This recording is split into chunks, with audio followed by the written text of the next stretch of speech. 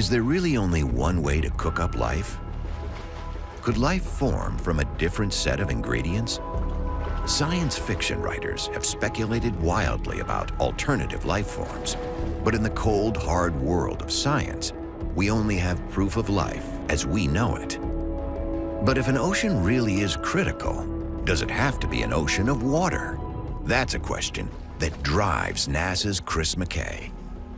What I'm really interested in finding is what I call a second genesis of life. Organisms that are clearly not related to any life on Earth. All life on Earth is related to itself, forms a single tree. We can call that life one. What I'm looking for is life two, something that's not related.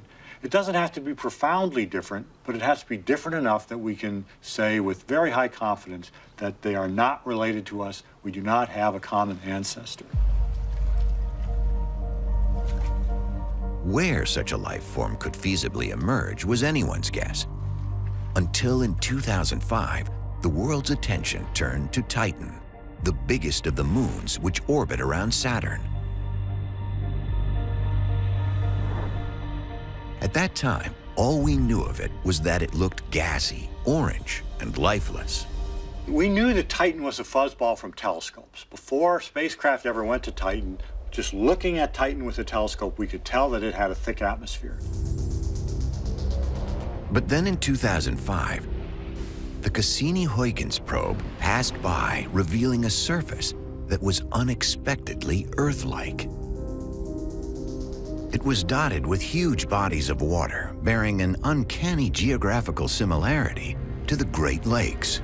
So visually, when we look at these images of the lakes, we see reflections of what we see in airplanes when we look down as we fly over the Great Lakes. There was one crucial difference, though.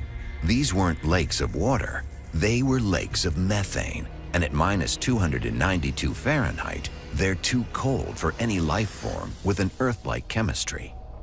I would contend that we don't understand the role of temperature directly in life. Now, on Earth, of course, we're used to living in a high-temperature liquid at high temperature. We're in the fast lane. We metabolize very rapidly because we're living at high temperature. Right? Well, on Titan, the liquid that's there is cold, the temperatures are cold. If there's life there, it's obviously in the slow lane. It's metabolizing very slowly, but so what? What's the rush? There's not an absolute tempo that life must keep to.